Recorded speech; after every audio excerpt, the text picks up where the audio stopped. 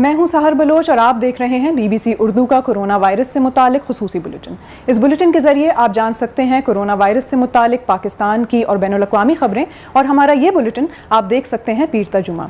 आज के बुलेटिन में आप जान सकेंगे कि प्रेग्नेंट खवातीन को कितनी बार हस्पताल जाना चाहिए या जाना चाहिए भी या नहीं, और दूसरी जानिब बेल्जियम ने किस तरह से अपने कौमी हीरोज़ को नेशनल डे पर खिराज तहसीन पेश किया। इसके साथ ही शामिल करते हैं आलमी खबरें। दुनिया भर में अगर आदाद शुमार को देखा जाए तो इस वक्त दुनिया भर में कोरोना वायरस से मुतासर होने वालों की मजमूई तादाद 1,49,00,000 अफराद है, और दूसरी जानिब हलाकतों की मजमूई तादाद 6,15,000 तक रिकॉर्ड की गई है। दूसरी जानिब अगर चीन की बात करें तो चीन की एविएशन अथॉरिटी ने कहा है कि चीन आने वाले मुसाफिरों को परवास पर चढ़ने से पहले कोरोना वायरस का मनफी टेस्ट जमा करवाना लाजमी होगा। इसके साथ ही उन्होंने ये भी कहा है कि इस टेस्ट के तरीक़ाकार को वाज़ेह करते हुए चीनी हुकाम ने बताया कि कोरोना वायरस की ये टेस्ट परवास पर सवार होने के 5 दिन पुराने भी हो सकते हैं, यानी कि आपको हर हालत में ये टेस्ट जमा करवाना ही होगा। इसके साथ ही यहाँ पर मैं ये भी वाज़ेह करती चलूँ कि चीनी हुकाम इस वक्त पूरी कोशिशों में मसरूफ़ अमल हैं कि किसी भी तरह से उनके मुल्क में बाहर से कोई कोरोना वायरस दोबारा से लेकर ना आए। इसके साथ ही अगर मैं मज़ीद अगर वजाहत करूं तो निशानदही जो है कोरोना टेस्ट करवाने की वो चीनी सफारत खाने ही करेंगे, जबकि दूसरी जानिब सफारत खाने इन मुल्कों में टेस्टिंग की सलाहियत का जायज़ा भी लेंगे और टेस्टिंग का तरीक़ाकार वाज़ेह करेंगे। इसके साथ ही दूसरी जानिब चीन के शहर वुहान अब दोबारा से वहाँ पर लॉकडाउन में नरमी कर दी गई है, और उसके बाद वहाँ की क्या सूरत हाल है, अगर आप इस बारे में मज़ीद जानना चाहते हैं तो आप विज़िट कर सकते हैं हमारी वेबसाइट bbcurdu.com, जहाँ पर ये वीडियो हमारे लाइव पेज पर या फिर हमारे वीडियो सेक्शन में आपको मिल सकेगी। एयरलाइंस के हवाले से अगर मज़ीद बात करें तो इस वक्त दुनिया भर की 2 बड़ी एयरलाइंस और मेजर जितनी भी एयरलाइंस हैं उन सब ने टेस्टिंग प्रोग्राम को शुरू करने के हवाले से ख़त भी लिखा है। ये ख़त यूरोपीय यूनियन और अमरीकी यूनियन के जो सरबराहान हैं उनको भेजा गया है, और उसमें ये वाज़ेह किया गया है कि दुनिया भर से जहाँ से भी लोग इन परवाज़ों पर चढ़ रहे हैं उनके लिए टेस्ट दिखाना लाजमी होगा। इसके साथ ही ब्रिटिश एयरवेज़ और यूनाइटेड एयरलाइंस ने अमरीकी और यूरोपीय यूनियन सरबराहान को ख़त लिखे हैं, जिसमें उन्होंने वाज़ेह किया है कि यूरोपीय और अमरीकी परवाज़ों पर सफ़र करने वाले अफराद की टेस्टिंग लाजमी बनाए जाए। दूसरी जानिब इस खत पर दस्तखत करने वालों में international airlines group, American airlines और लुफ्थांसा शामिल हैं। दूसरी जानिब कोई तकरीबन 60 साल में पहली मरतबा नोबेल पीस प्राइज़ की तकरीब जो है वो मनसूख कर दी गई है। ऐसा करने के पीछे सबसे जो बड़ी वजह है वो कोरोना वायरस के फैलाव के खदशात की वजह से किया गया है, जबकि आखिरी मरतबा ऐसा 1956 में देखने में आया था जब सोवियत यूनियन ने हंगरी में मुदाखलत की थी और उस दौरान तकरीब को मनसूख करना पड़ा था। यहाँ पर अब अगर हम 2020 की बात करें तो इस वक्त जो फहरिस्त है नोबेल पीस प्राइज़ जीतने वालों की वो तो जारी कर दी गई है, लेकिन जो तकरीब है 10 दिसंबर को उसको मनसूख कर दिया गया है। इदारे ने दूसरी जानिब ये भी कहा है कि ये एक ऐसा साल है जिसमें नए तरीके से इस तरह की तकारीब को मुनक्कद किया जाएगा, और इस हवाले से लोग अपना दिल भी बड़ा करें और इस हवाले से ये भी देखें कि तकरीब किस तरह से मुनक्कद की जाती है। दूसरी जानिब अगर जापान की बात करें तो जापान की वजारत सेहत ने डेक्सामेथाजोन की बरतानिया में कामयाबी देखने के बाद उसको अपने मुल्क में भी मुतारिफ करवा दिया गया है। यहाँ पर यह वाज़ेह करना ज़रूरी है कि वजारत सेहत ने रेमडेसिविर नामी दवा के साथ साथ डेक्सामेथाजोन को भी ऑप्शन के तौर पर मंजूर कर लिया है। इससे पहले बरतानिया में की गई एक तहकीक के मुताबिक डेक्सामेथाजोन कोरोना के मरीजों की जान बचाने वाली पहली दवा है, जिसके बाद से इसका इस्तेमाल मज़ीद आम कर दिया गया है। दवाओं के बारे में अपने दूसरे सेगमेंट में भी हम बात करेंगे, इस हवाले से आप हमारे साथ रहिएगा। अगर दुनिया में इस वक्त सबसे ज़्यादा मुतासरा मुल्क की अगर बात की जाए तो दुनिया का इस वक्त सबसे ज़्यादा मुतासरा मुल्क अमेरिका है, जहाँ पर मुतासरीन की तादाद में मज़ीद इजाफा देखने को मिल रहा है। अगर हम आदाद शुमार की बात करें तो अब तक 38 लाख अफराद कोरोना वायरस से मुतासर हुए हैं, जबकि वहाँ हलाकतों की तादाद 1,41,000 तक रिकॉर्ड की गई है। दूसरी जानिब अमरीकी सदर डोनाल्ड ट्रंप ने खबरदार किया है कि अमरीका में सूरत हाल बेहतर होने से पहले मजीद ख़राब होगी। इस हवाले से उन्होंने ब्रीफिंग के दौरान पहली मरतबा मास्क भी पहना था और उन्होंने कहा था कि ज़्यादातर लोग अगर मास्क पहने तो उससे इस वबा को रोका भी जा सकता है। इसी हवाले से हमें मजीद बता रहे हैं वाशिंगटन DC में हमारे नुमाइंदे विनीत खरे।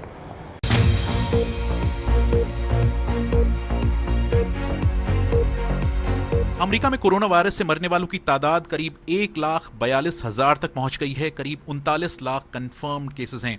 कई दिनों के बाद सदर ट्रंप व्हाइट हाउस की प्रेस ब्रीफिंग में नजर आए, जहां पर उन्होंने जर्नलिस्ट उनके सवालों के जवाब दिए। माना जा रहा है कि सदर ट्रंप प्रेस ब्रीफिंग में दोबारा इसलिए लौटे हैं क्योंकि पिछले कुछ पोल्स आए हैं, उनमें वो डेमोक्रेटिक पार्टी के प्रेसिडेंशियल कैंडिडेट जो बाइडेन से पीछे चल रहे हैं। और यह भी माना जा रहा है कि सदर ट्रंप को लगता है कि अगर वो लोगों से सीधे बात करेंगे तो इसका फायदा उन्हें पहुंचेगा। इस प्रेस कॉन्फ्रेंस में सदर ट्रंप ने कहा कि हालात बेहतर होने से पहले शायद खराब होंगे। उन्होंने लोगों से कहा कि अगर वो सोशल डिस्टेंसिंग नहीं रख पा रहे हैं तो उन्हें फेस मास्क पहनना चाहिए, चाहे उन्हें फेस मास्क पसंद हो या ना पसंद हो। उन्होंने अपनी जेब से फेस मास्क निकाला और कहा कि उन्हें इससे कोई प्रॉब्लम नहीं है। सदर ट्रंप पर लगातार इस तरह के एलिगेशन लगते रहे हैं कि उन्होंने ये जो कोरोना वायरस का खतरा है उसे डाउन प्ले किया है, और ये भी कहा जाता रहा है कि वो पब्लिक में फेस मास्क पहनने से बचते रहे हैं। हालांकि हाल ही में जब उन्होंने फेस मास्क पहना पब्लिक में तो उनकी जो तस्वीर थी वो वायरल हो गई और उन्होंने एक ट्वीट भी किया जिसमें वो फेस मास्क पहने दिख रहे हैं। ये जो प्रेस कॉन्फ्रेंस थी इसमें जाने माने एक्सपर्ट डॉक्टर एंथनी फाउची मौजूद नहीं थे। डॉक्टर फाउची ने एक इंटरव्यू में कहा कि उन्हें इस प्रेस ब्रीफिंग में नहीं बुलाया गया था। विनीत आपको अमेरिका की सूरत हाल से आगाह कर रहे थे। अब बढ़ते हैं पाकिस्तान की खबरों की जानिब। पाकिस्तान की खबरों की जानिब अगर नज़र दौड़ाएं तो सरकारी आदाद व शुमार कुछ इस तरह से हमारे सामने आते हैं। पाकिस्तान में गुज़िश्ता 24 घंटों के दौरान 1332 नए मुतासरीन सामने आए हैं, जबकि 38 अफराद हलाक हो गए हैं, जिसके बाद मुल्क में हलाकतों की मजमूई तादाद 5677 हो गई है।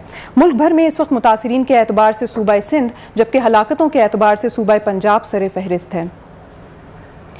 दूसरी जानिब एशियाई इंफ्रास्ट्रक्चर इन्वेस्टमेंट बैंक यानी AIIB ने बुध को कहा है कि वो पाकिस्तान को कोरोना वायरस की वबा के असरात से निमटने के लिए $25 करोड़ का कर्ज देगा। खबर रसां इदारे रॉयटर्स के मुताबिक चीनी हिमायत याफ्ता बैंक पाकिस्तान को यह रकम वर्ल्ड बैंक के इश्तराक से फराहम करेगा। बैंक ने अपने एक बयान में कहा कि इससे पाकिस्तानी हुकूमत को अपनी तिब्बी इंफ्रास्ट्रक्चर बेहतर बनाने, समाजी तहफ़्फ़ुज़ का दायरा वसी करने और इक़्तिसादी तरक्की के हुसूल में इससे उनको मदद मिलेगी। जबकि दूसरी जानिब वफाकी वजीर बराए मनसूबाबंदी असद उमर ने आज समाजी राब्ते की वेबसाइट ट्विटर पर अपने एक ट्वीट में कहा है कि उन्होंने पहले एक बात की थी कि जून तक 1000 से ज़्यादा ऑक्सीजन बेड्स जो हैं वो प्रोवाइड किए जाएंगे और जुलाई तक इसकी तादाद बढ़ाकर 2000 तक कर दी जाएगी। तो वो ऐसा करने में कामयाब हो गए हैं, लेकिन साथ ही उन्होंने ये भी कहा कि अब भी बहुत कुछ करना बाकी है। यहाँ पर मैं ये भी वाज़ेह करती चलूँ कि ऑक्सीजन बेड्स के हवाले से भी काफ़ी ज़्यादा बातचीत होती रही है वफाकी हुकूमत और दीगर सूबाई हुकूमतों की जानिब। कई जगह पर यह भी कहा गया है कि कुछ जगहों पर मरीज ज़्यादा थे और ऑक्सीजन बेड्स कम थे और इसी तरह से ये सूरत हाल सामने आई, लेकिन इसके बावजूद वफाकी हुकूमत अपने मुख्तलिफ तर्जुमान के ज़रिए इस तरह से अपडेट्स देती जा रही है।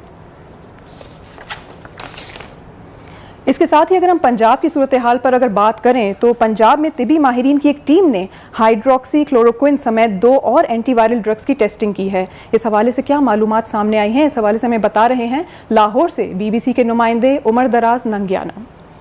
पाकिस्तान के सूबा पंजाब में तिबी माहिरीन की एक टीम हाइड्रोक्सी क्लोरोक्विन समेत 2 एंटीवायरल ड्रग्स और इनके ट्रायल्स कर रही थी, ये जानने के लिए कि इनकी अफादियत कितनी हो सकती है और ये कितनी महफूज हो सकती हैं कोरोना के मरीज़ों के इलाज के लिए। उन्होंने हाल ही में अपनी इस स्टडी की जो इब्तदाई नताइज हैं उनका ऐलान किया है और उसके मुताबिक उनका ये कहना है कि अगर ये तीनों अद्वियात कम्बिनेशन में दी जाएँ यानी इकट्ठी दी जाएँ तो उनके मुशाहिदे में ये बात आई है कि 88% के करीब मरीज़ जो थे वो सेहतयाब हुए। उसके साथ उनका ये कहना था कि जो 2 एंटीवायरल ड्रग्स इसमें शामिल थी, जिनमें एक अजिथ्रोमाइसिन थी और दूसरी ओसेल्टामिविर शामिल थी। जो अजिथ्रोमाइसिन है अगर वो अकेले दी जाए तो उसके जो नताइज उनके सामने आए उसके मुताबिक 77% मरीज़ जो हैं वो इससे सेहतयाब हुए। ताहम उनका ये कहना था कि उनकी ये स्टडी अभी जारी है। इसके इब्तदाई मरहले में उन्होंने 550 के करीब मरीज़ों को रजिस्टर किया था, जबकि उनका हदफ 9000 से ज़्यादा मरीज़ों के ऊपर इसके ट्रायल करना है। उसके बाद वो हतमी तौर पर ये बता पाएंगे कि ये कितनी ज़्यादा महफूज और मुफीद है कोरोना के मरीज़ों के इलाज के लिए। ताहम उनका ये कहना है कि इब्तदाई नताइज मस्बत हैं और उनके देखने में ये आया है कि हाइड्रोक्सीक्लोरोक्विन न सिर्फ कोरोना के मरीज़ों के इलाज के लिए महफूज है बल्कि मुफीद भी साबित हो रही है। ताहम यहाँ पर यह जानना भी ज़रूरी है कि ये 3 अद्वियात वो वाहिद अद्वियात नहीं हैं जो कि कोरोना के मरीज़ों के इलाज के लिए इस्तेमाल हो रही हैं। इसके अलावा बहुत सी अद्वियात पाकिस्तान के अस्पतालों के अंदर कोरोना के मरीज़ों के इलाज के लिए डॉक्टर्स इस्तेमाल कर रहे हैं। और डॉक्टर्स का ये कहना है कि कोई भी जो दवा कोरोना के मरीज़ों के इलाज के लिए इस्तेमाल होना है, लोग उसे अपने तौर पर ना लें जब तक कि डॉक्टर उसको प्रिस्क्राइब नहीं करता। यानी ये अद्वियात सिर्फ डॉक्टर के कहने पर ही आप ले सकते हैं, अपने तौर पर इसे लेने की कोशिश ना करें। कोरोना वायरस से मुतालिक ये खुसूसी बुलेटिन आप देख रहे हैं BBC के इस्लामाबाद स्टूडियो से।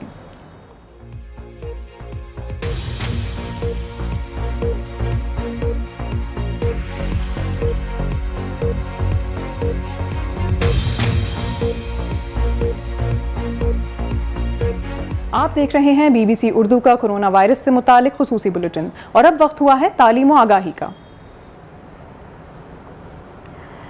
इस वक्त जहां बाकी लोगों के जहन में भी कई सवालात घूम रहे हैं, वहीं हामला खवातीन भी ये जानना चाहती हैं कि उनके लिए हस्पताल जाना कितना ज़रूरी है या नहीं, क्योंकि जहां तक अभी इन्फॉर्मेशन सामने है तो उसमें हस्पतालों में भी बहुत से लोगों को कोरोना वायरस का मर्ज भी लग रहा है और हर तरह की वबा के अमराज के लोग वहां पर मौजूद होते हैं। इसी हवाले से BBC ने रेडियोलॉजिस्ट आयशा सुलेमान से बात कर ये जानने की कोशिश की कि आखिर हामला खवातीन वो क्या एहतियाती तदाबीर अपनाएं जिनके नतीजे में वो इस दौरान एहतियात बरत सकें। इस बारे में आप मज़ीद जान सकते हैं इस वीडियो में। मेरा नाम डॉक्टर आयशा सुलेमान है, मैं रेडियोलॉजिस्ट हूँ और इस फील्ड में तकरीबन 12 साल से काम कर रही हूँ। जैसा कि आप लोगों को मालूम ही है, आजकल कोरोना वायरस का पैंडेमिक फैला हुआ है और इस हवाले से जहनों में बहुत से सवालात भी हैं। आज मैं ख़ास तौर पर एक्सरे और अल्ट्रासाउंड के हवाले से बात करूँगी, लेकिन सबसे पहले जो इम्पॉर्टेंट बात है वो ये है कि आप हॉस्पिटल या किसी भी डायग्नोस्टिक सेंटर जाने का सिर्फ उसी वक्त सोचें जब वाकई में बीमार हों, जैसे तेज़ बुखार का होना, उल्टियाँ दस्त का लगना, बहुत ज़्यादा खांसी या गला ख़राब होना शामिल है। इसी तरह हामला ख़वातीन भी हॉस्पिटल या डायग्नोस्टिक सेंटर सिर्फ अपने डॉक्टर के मशवरे के मुताबिक जाएं या किसी भी एमरजेंसी की सूरत में जैसे खून का आना या बच्चे की हरकत का ना महसूस होना शामिल है। गैर ज़रूरी तौर पर अल्ट्रासाउंड कराने के लिए हॉस्पिटल या डायग्नोस्टिक सेंटर जाने से कोरोना का खतरा बढ़ जाता है। एक नॉर्मल हमल में हामला खातून को 3 अल्ट्रासाउंड की ज़रूरत पड़ती है। पहला अल्ट्रासाउंड 6 से 8 हफ्तों के दौरान किया जाता है और उसको हम डेटिंग स्कैन कहते हैं। दूसरा अल्ट्रासाउंड 18 से 22 हफ्तों के दौरान किया जाता है और उसको हम एनॉमली स्कैन कहते हैं, जिसमें बच्चे में किसी किस्म के नुक्स की निशानदही होती है।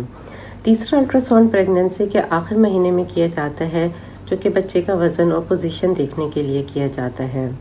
इसके अलावा गैर ज़रूरी अल्ट्रासाउंड करवाने की बिल्कुल भी ज़रूरत नहीं होती है। बात रही अल्ट्रासाउंड की, तो अल्ट्रासाउंड में अल्ट्रासाउंड का प्रोब हर मरीज़ के बाद डिसइंफेक्टेंट सोल्यूशन से साफ़ किया जाता है, बिस्तर की चादर बदली जाती है और डॉक्टर हर मरीज़ के बाद अपने ग्लव्स चेंज करता है। इसी तरह एक्सरे टेक्नोलॉजिस्ट हर मरीज़ के बाद अपने ग्लव्स चेंज करता है और एक्सरे टेबल का सरफेस डिसइंफेक्टेंट सोल्यूशन से हर मरीज़ के बाद साफ़ किया जाता है। इन प्रोसीजर्स के थ्रू कोरोना वायरस फैलने का खदशा ना होने के बराबर है। वीडियो आपने देखी और अब वक्त हुआ है आपके सेक्शन, आपके सवालात का। इस बुलेटिन के जरिए हमारी कोशिश होती है कि आपके तमाम तर सवालात के जवाब माहिरीन की आरा की रोशनी में आप तक पहुंचा सकें। यहाँ पर यह वाज़ेह करना भी ज़रूरी है कि ये तमाम तर सवालों के जवाबात हम माहिरीन से तस्दीक करने के बाद ही आप तक पहुँचाते हैं। आज के सवाल कुछ यूँ हैं: भाप या स्टीम लेना कोरोना वायरस से बचाव में कितना अहम है? इस सवाल का जवाब देने के लिए मेरे साथ स्टूडियोज़ में मेरी साथी हुदा इकराम मौजूद हैं और उनसे जानते हैं कि माहिरीन इस हवाले से क्या कहते हैं। जी हुदा। अच्छा सहर, बहुत क्लियर है इस पर जितनी भी ऑर्गेनाइजेशंस जो कि सेहत के मामलात पर देख रही हैं और कोरोना वायरस से मुतल्लिक तहकीक कर रही हैं, बहुत वन लाइनर है उनका ये US centres for disease control and prevention का भी और WHO भी, वो ये बात कहते हैं कि स्टीम थेरेपी किसी भी सूरत में कोरोना वायरस से बचाव का कोई भी तरीका नहीं हो सकती। वो बहुत क्लियर है इस मामले में। उनका ये साफ साफ कहना है कि अगर आप स्टीम लेते हैं तो वो आपको कॉमन जो कोल्ड और फ्लू है उससे जो है किसी हद तक आपकी मदद कर सकती है कि आप जल्दी उससे रिकवर कर जाएं। उसके लिए भी वो इलाज नहीं है। तो लेकिन साथ ही साथ उनका ये भी कहना है कि जितना बल्कि अवॉइड ही करना चाहिए इस स्टीम थेरेपी को। उसकी वजह ये है अनटिल एंड अनलेस कि बहुत ज़्यादा ज़रूरी हो जाए और आपको डॉक्टर सजेस्ट करें। खुद से ये करना इसलिए इससे बचना चाहिए क्योंकि वो कहते हैं कि इससे जो बर्न इंजरीज हैं उसका भी खतरा बढ़ जाता है, क्योंकि जब आप अपने हेड को कवर करते हैं और आप बहुत करीब होते हैं भाप के, तो बहुत से लोग नहीं जान पाते कि कितना फासला रखना ज़रूरी है स्टीम लेने के लिए। तो बेहतर है कि जितना इसको अवॉइड किया जाए बल्कि वो अच्छा है। जहाँ तक इसका ताल्लुक कोरोना वायरस के इलाज से है तो स्टीम का कोई ताल्लुक या भाप लेने का कोई ताल्लुक नहीं है कोरोना वायरस से। बिल्कुल। अभी हम दूसरे सवाल की जानिब बढ़ते हैं। तो क्या बहुत देर तक मास्क पहने रखने से सांस लेने में दुश्वारी होती है? दुश्वारी तो होती है, मतलब ये तो एक बहुत कॉमन सी प्रैक्टिस है। आपने भी लिया पहने मास्क या मैं भी पहनूं तो हम अनकंफर्टेबल ज़रूर फील करते हैं, लेकिन चूंकि हालात ऐसे हैं और माहिरीन बार बार यही कह रहे हैं कि खुद को बचाने के लिए सबसे बुनियादी तदबीर यही है कि आप मास्क पहने, समाजी दूरी का ख्याल रखें। तो मास्क पहनने के बारे में WHO जो है उसका ये कहना है कि ज़्यादा देर तक आप पहनेंगे तो आपको मुश्किल तो होगी, लेकिन ऐसा नहीं है। ये बिल्कुल एक गलत फहमी है, जैसे लोग ये सोच रहे हैं कि ऑक्सीजन की डेफिशिएंसी आपके अंदर हो जाती है। ऐसा नहीं है। उन्होंने कहा है मास्क पहनने के जो दुरुस्त तरीके हैं वो उनमें ये शामिल है कि उसको आप इतना ज़रूर फिट करें कि आपके ड्रॉपलेट्स जो हैं वो अंदर किसी तरह ना जा सके, लेकिन इतना ज़्यादा भी उसे फिक्स ना करें कि आपको सांस लेने में भी दुश्वारी हो। कोई ना कोई ताज़ा जो हवा का गुजर है आपके मास्क के थ्रू होता रहना चाहिए। उन्होंने कहा साथ ही साथ WHO ये भी कहता है कि जो रीयूज़ ना करें डिस्पोजेबल मास्क को, क्योंकि जैसे ही वो ज़रा से डैम्प होते हैं तो उसमें फिर मुश्किलात ज़रूर हो सकती हैं, ऑक्सीजन उसमें ज़रूर कम हो सकता है। इसलिए जब आपका मास्क डैम्प हो जाए तो उसे फौरी तौर पर डिस्पोज ऑफ कर दें और नया मास्क जो प्रॉपर तरीके से पहनने का बताए गए हैं उस तरह उसको पहने। खासतौर पे जो मेडिकल मास्क होते हैं वो फ्लैट होते हैं और प्लेटेड होते हैं और कानों के साथ अटैच करने के लूप्स भी होते हैं, तो उनको पहनना आसान भी है और वो इस हद तक ही फिक्स होते हैं कि आपकी ऑक्सीजन की कमी भी नहीं होती और आप कोरोना वायरस और ड्रॉपलेट से बचे भी रह सकते हैं। बिल्कुल। और इसी हवाले से हुदा, अगर आपको याद हो पहले भी WHO ने इस बारे में कहा था कि अगर आपको पहले से दमा की या कोई और अगर इसी तरह से सांस की अगर कोई बीमारी है तो आप वैसे भी अपने मास्क पहनने के हवाले से भी और कितने दौरानिए तक आप वो रख सकते हैं अपने डॉक्टर से मशवरा करके कंसल्ट कर सकते हैं। रेस्पिरेटरी इश्यूज जिनको खास तौर पे हैं उनके लिए तो बहुत ज़रूरी है कि वो मास्क रिलेटेड कोई भी चीज़ है तो अपने डॉक्टर से कंसल्ट ज़रूर करें। बिल्कुल। बहुत शुक्रिया आपका हुदा इकराम। आपके सवालात का जवाब दे रही थी हुदा इकराम। और अब चलते हैं सोशल दुनिया की जानिब। कोरोना वायरस की वबा से निमटने वाले जितने भी दुनिया भर के मुख्तलिफ ममालिक में तिब्बी अमले हैं उनको अब तक दुनिया भर के मुख्तलिफ ममालिक खिराज तहसीन पेश कर चुके हैं। इसी तरह खिराज तहसीन पेश किया बेल्जियम ने अपने मुल्क ब्रसल्स में, जहां पर नेशनल डे पर अपने कौमी हीरोज़ यानी उन लोगों को जो कोरोना वायरस के खिलाफ जंग में पेश हैं उनको किस तरह से खिराज तहसीन पेश किया, ये आप देख सकते हैं इस वीडियो में।